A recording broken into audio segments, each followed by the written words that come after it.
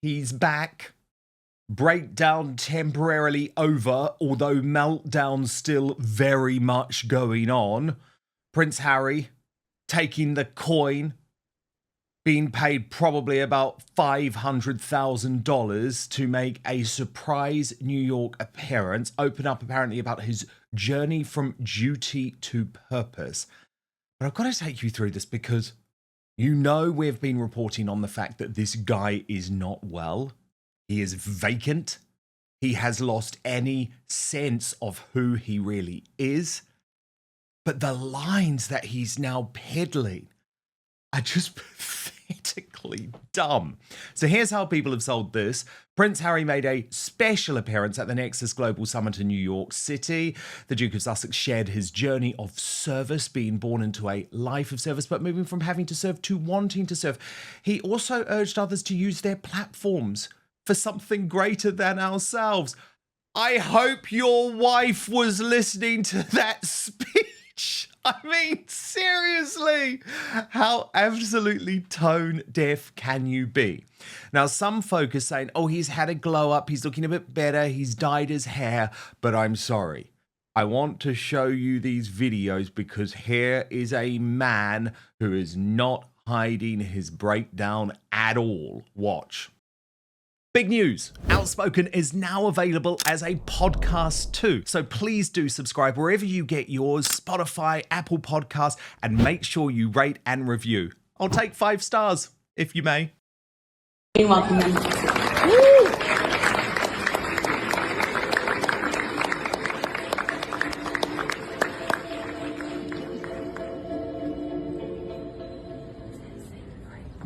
Hi everyone. Hi iPhones. Can we just think about this for a second? Like, here is the guy who at one point thought he was going to be changing the world, literally being introduced like a head of HR, turning up for a lunchtime meeting at a corporate with a whole load of people who've paid to be there and actually can't really be bothered. And then these are the types of gems that you get when you pay Prince Harry 500,000 buckaroos. I think that the longer that we are on planet Earth, the more experience we have. So, the longer we are on planet Earth, the more experience we have. Thanks, Einstein. I mean, seriously. And then, of course, having used up every old trope that he possibly could, he turns back to the one that simply isn't true. Meghan Markle, my wife, being the most trolled human being in the world. For all the work that we collectively are doing and all the progress that we're achieving, that if the digital world is not done responsibly, that it's going to turn back that progress. And we see it now, especially with climate change. So that became a focus. And then we started to meet a lot of parents who had lost their kids to social media, majority through suicide. And that's when it started to really make sense for us. And going back to your initial question, one of the pieces to why the digital world was so important to us is because my wife in 2018 was the most trolled person in the world. So there was a lived experience in that, but at no point did we suddenly think, okay, well, let's go and let's take. And meanwhile, that most trolled woman in the world who has the biggest army of trolls actually doing her dirty work on a daily basis, including against Catherine, the King, and Camilla, and the late Queen, and me, and God knows who else. She doesn't seem too concerned about being trolled because, we get Meghan on the beach. This is like the Tig Meghan. Because look at this. Back in 2016, and full credit to Meghan's mole for finding this, and they posted back in 2016, Meghan went on a trip to Tulum, Mexico, and shared several of the photos on Instagram and the Tig. In 2025, after leaving the royal family, Meghan Markle is back to her old antics and never evolves as a person, forever stuck and forever being basic. Brittany from the Royal News Network, so good to have you here. So Harry's back. No one cared. No buzz about him being in New York. No real tabloid interest. Didn't really say anything interesting. But Brittany, he looks like a man who is haunted by the failure of his own life. Am I being unfair? I really don't think you are, because he has to be spiraling in many ways. Like, I don't know all he the is. details of everything going behind the scenes, but because Harry, I think, is stuck in this sort of post-Mexit life, he's continually reacting to the things that did not go well in their initial Mexit announcement. He still wanted to be a part-time working royal. He was denied. He wanted security. He was denied. He wanted to travel around the Commonwealth. He was denied, basically shoved out and publicly told basically that, hey, we really don't need you anymore. And he's continually being in this cycle, I think, of not being able to get out of that horrible mistake that was Mexit. Whereas Meghan is, I think, wildly enjoying the freedom from the royal family. I think Harry is desperately missing the royal family, desperately missing his role, his purpose, and he's directionless. I mean, they pay him $500,000 to go up there and say basically nothing. And he barely graduated high school. Like, what soliloquies could this guy offer? Like, very, very few. He's not known for being bright. Of course, bright people didn't finish high school or had struggled with it. That's, of course, true as well. But he's not known for giving anything to the public really, except for a smile and a handshake. And so at this point, he has no purpose or direction in life. He has no job. And he's basically just surviving off his wife's social media presence and failing business. And that's it. That's all he has got. Oh, Brittany, but come on. I mean, there's words of wisdom like this, Brittany. Watch again.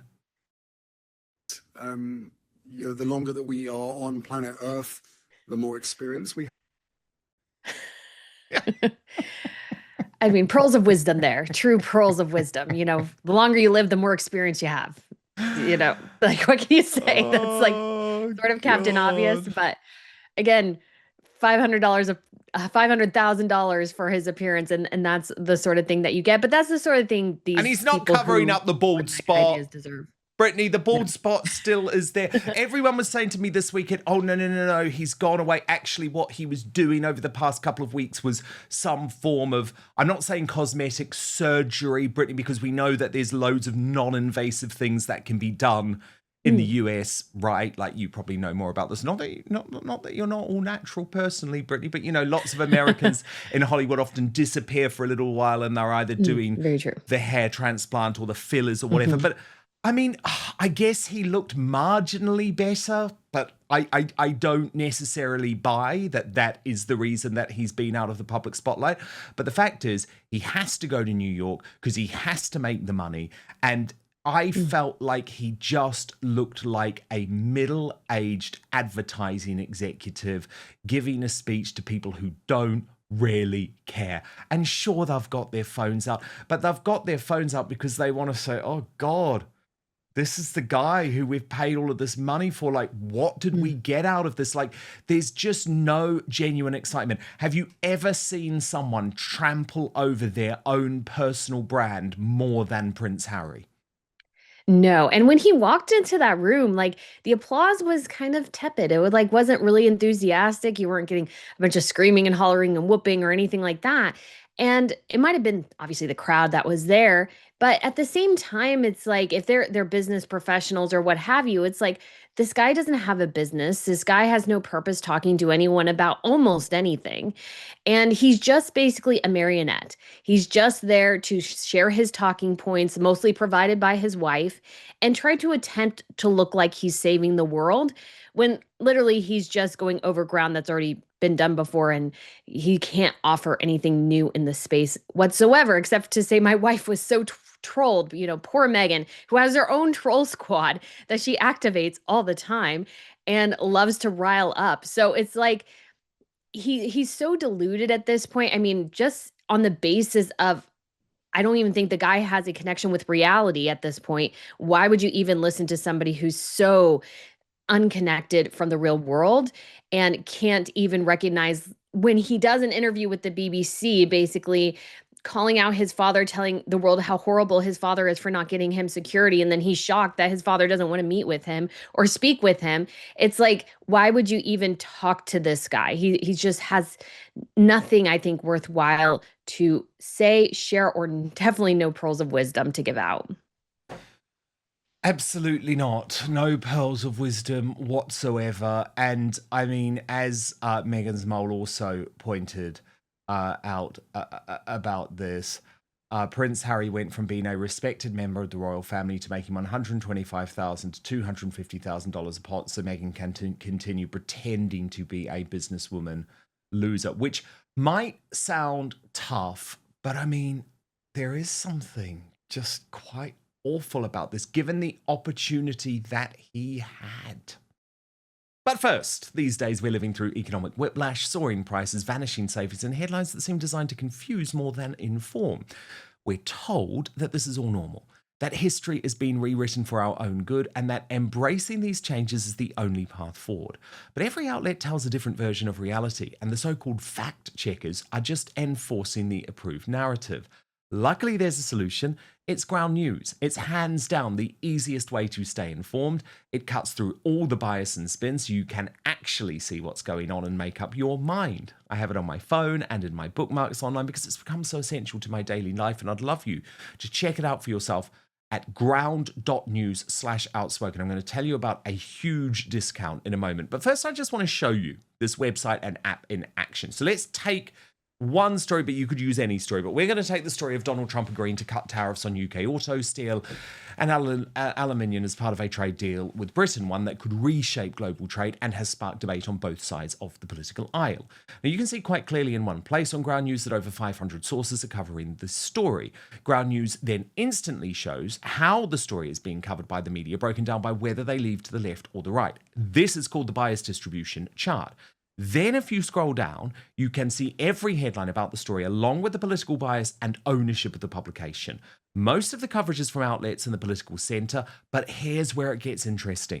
49% of the sources come from outlets owned by giant media conglomerates. So no wonder the narratives feel so coordinated, right?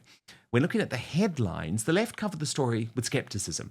Wired fixated on the struggling reputation of Jaguar and framed the deal as a potential way to resurrect the brand. Bloomberg chose vague language, calling it a framework, which subtly questions whether the deal is even real. But the coverage on right-leaning outlets far more confident, with GB News celebrating a major victory for UK auto manufacturers, and the New York Sun calling it a full and comprehensive trade deal that strengthens US-UK ties. Now, my favourite feature of Ground News is the blind spot feed. Every day, it will surface upwards of 20 stories that receive the majority of coverage from one side of the political spectrum. If you love the news like I do, the blind spot feed is the best way to get a balanced perspective on what's happening. So go to ground.news/outspoken, or if you're watching on YouTube or Rumble, just scan the QR code on screen to subscribe today. You will get 40% off the same Vantage plan I use for unlimited access. That's ground.news/outspoken for 40% off this incredible service. But now, back to the show. Exactly, because if you look at their initial post-Mexit signing the big deals with Netflix and Spotify, I mean, if they had played their cards right, they could have had this immense success. They could have been rolling in the money. If they had really, could create decent creative projects, Harry could have started a podcast or something like that. But the two of them are so inept and so unqualified for what they're doing that basically he has to resort to shilling his name and getting empty money to go on. And so somebody can say, oh, we had Prince Harry there. That's the only job this guy can have. He has burned so many bridges. Him and his wife are not trusted by so many people, probably even within the industry. Like they'll subtly associate with them, but not too close, because Harry and Meghan, of course, are more than willing to spill the dirty laundry when it suits them.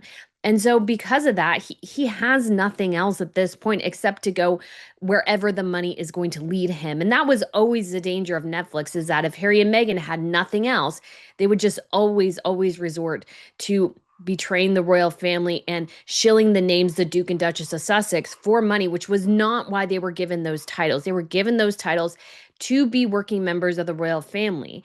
And given that they're not that, I mean, again, we should go down the path Charles should investigate, and so should William and Parliament, stripping the titles, because they are going to use those until the end of time in order to make money, because as they've proven, they have no talent to do anything else. Brittany, what do you make of Meghan's return to Instagram? To a couple of moments over the weekend that I want to go through. I think this was all time to ensure that she didn't directly compete with the Jeff Bezos wedding, which I do want to come to in a little moment. She didn't directly compete, but she just reminded everyone she was still there.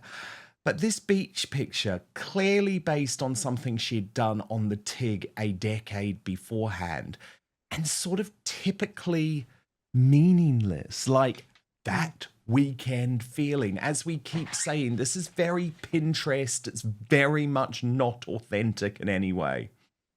No, and it's highly boring. Like, I saw the pictures because I follow her just for business purposes and journalistic purposes and those sorts of things. And I'm like, can you do anything else? Like, seriously?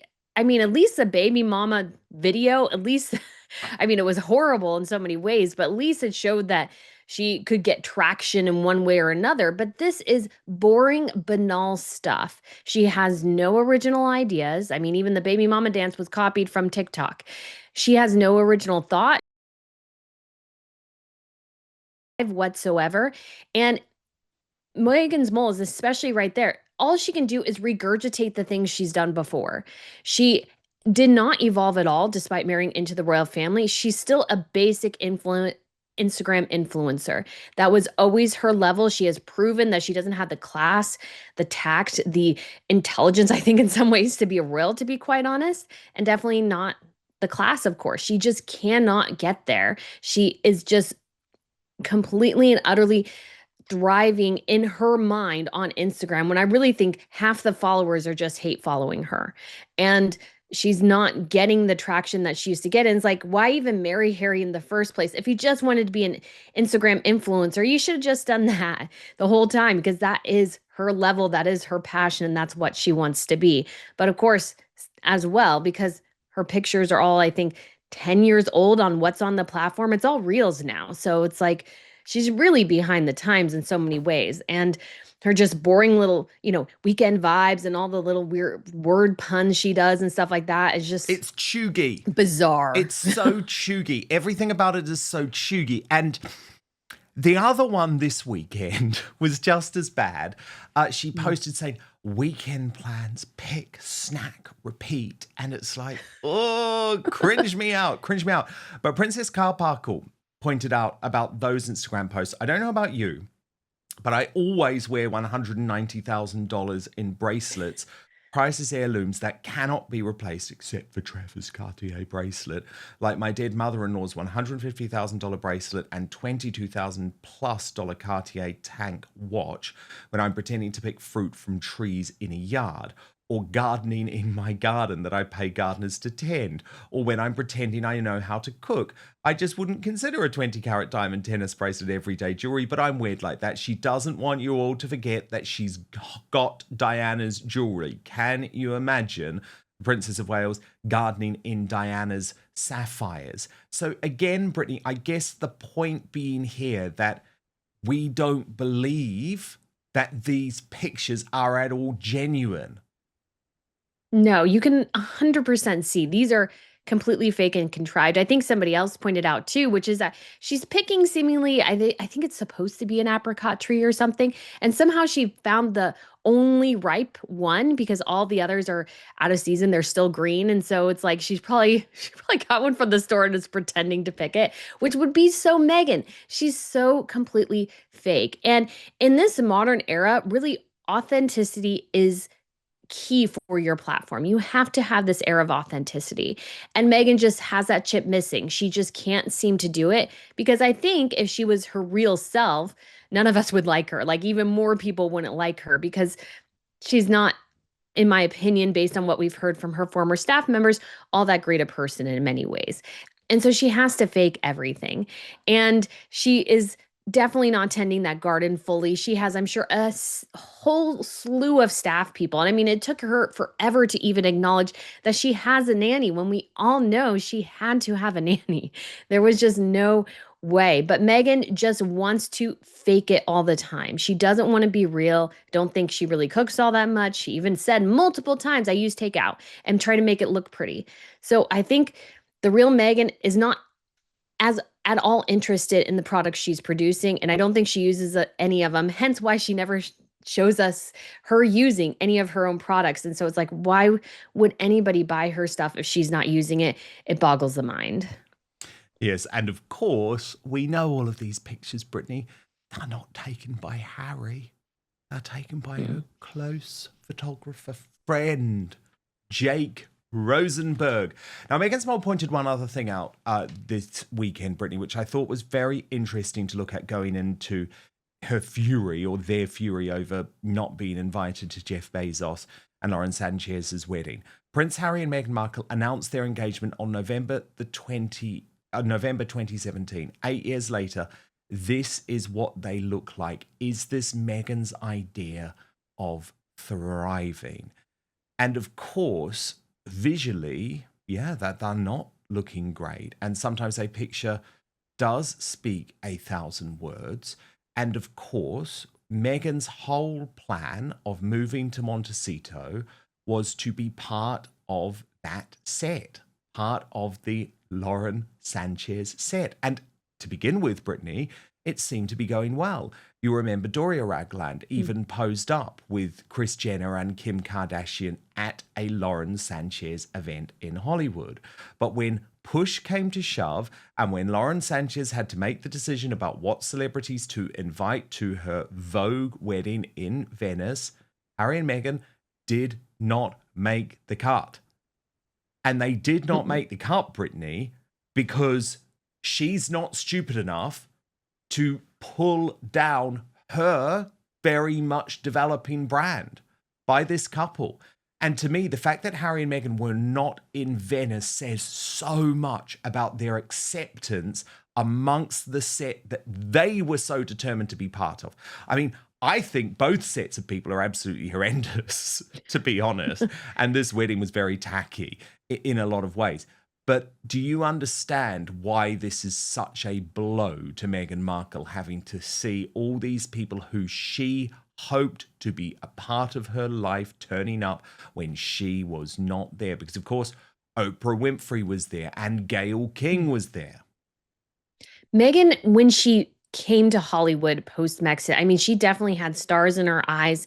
And she figured that with this royal title, she would finally achieve what she could not as an actress, which is success in the mainstream industry there in Los Angeles. Yet she had a bit part on Suits, but it wasn't a Oscar-winning role. She had no respect within the industry whatsoever. And so with this royal title in tow, I mean, I think that's the whole reason she married Harry, was for that title to sort of buy respect in Hollywood. But unfortunately, her and Harry have proven is that they're not a success story. And when it comes to the Hollywood elite, I would say much like some aspects of the aristocratic circles in the UK, your discretion matters, and Harry and Meghan have none. They are more than willing to throw his entire family under the bus for attention and money. And so if you are a Hollywood person and you're thinking, well, I got some skeletons in my closet, do you want to associate with Harry and Meghan? No. And not to mention the fact we also have the toxicity of their brand. At this point, Harry and Meghan are brand poison. And so as a actor or somebody rising within the entertainment industry, or just even in the public sphere like Lauren Sanchez is, like the last person you want to associate with is Meghan Markle. Because what tends to happen is that once you're dragged into the Harry and Meghan chaos, that becomes what people talk about all the time. It's just best to keep your distance and stay just far away from Harry and Meghan as you can. That seems to be what most of Hollywood is doing, and rightly so. Harry and Meghan just don't seem to help anybody else's brand. They just drag theirs down with them. We've also got a launch tomorrow, Brittany, a very grim launch, to be completely honest. I find it absolutely appalling that Meghan Markle has decided to plug her cheap plonk on the day, Brittany, the day of Princess Diana's birthday. Can we just remember for one moment that Princess Diana was killed by a drunk driver in Paris? But the Daily Mail has been investigating this over the weekend and specifically looking into the Californian winery where this wine was made. It's called Kunde Family Winery. And Meghan's mole said, looks like the wine is going to be a cheap, sugar-filled, hangover-causing dessert wine.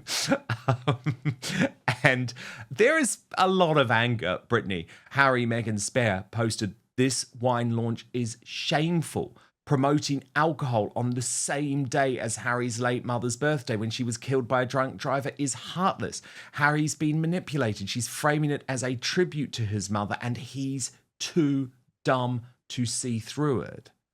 But this wine region is apparently quite close to Montecito, about 6 hours away, and it makes a whole load of celebrity wines, including Barry Manilow, the estate of the cowboy movie legend John Wayne, and even the hit Western television series Yellowstone.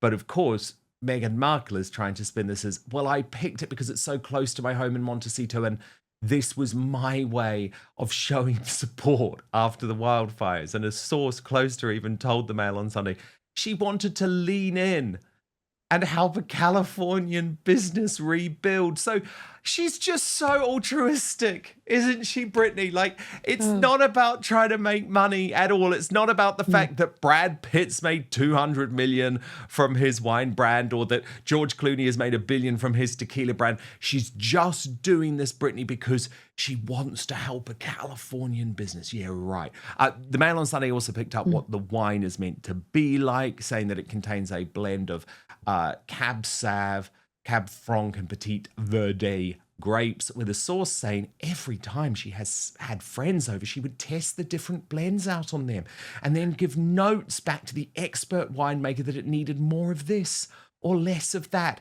This is a custom-made wine. I mean, who does she think she's kidding, Brittany? This is not a wine that she has produced on any level.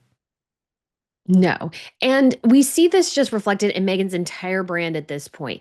Everything's a licensing agreement, basically. She is licensing other people's products and consumptions or whatever and selling them as her own. So this whole idea that she has a business is a joke, because if she was truly, let's say, serious about having a wine, buy a winery, cultivate the wine, and then sell your wine, or cultivate the grapes, then sell your wine. That's how you actually go about this. But she is just basically farming everything out to separate businesses, which number one means she makes less on the back end because everybody has to be paid rather than her actually having an actual startup. And at the same point as well, yes, George Clooney and Brad Pitt have had immense successes, but they've also actually cultivated and made their products. Meghan Markle hasn't. And I doubt she's almost, although I would say that I think probably the wine is the thing she's most invested in, because I think that's the product that she's quote unquote made that she'll use the most. But Meghan definitely, this whole idea that she's this sort of wine connoisseur is a little bit ridiculous. And I don't understand. She made an entire brand, called it the Tig, around Tignanello wine. Why doesn't she just make a wine like that? Why make rosé? And especially considering how Diana passed away, why in the world are you selling a wine on your mother-in-law's birthday who died in a drunk driving accident? Like, just the heartlessness there and the lack of tact in that situation is just absolutely insane, and just should be, Harry should see that as totally offensive, and that he doesn't is kind of horrible on him. It's absolutely awful on him. Of course, there's going to be a lot that we find out tomorrow, Brittany, because like most of these Kunde wines are apparently pretty cheap. Like they tend to retail for about $25. Well, Okay, let's see what Meghan Markle is charging for them. And of course, if you do want the first access to the Outspoken Royal Uncancelled After Show every single weekday, then just sign up at www.outspoken.live. You get to watch the episode first, either live or on demand. Plus, Substack is a free speech platform. You get to communicate with me directly, and you protect me from big tech cancellation. I would so appreciate your subscription. www.outspoken.live.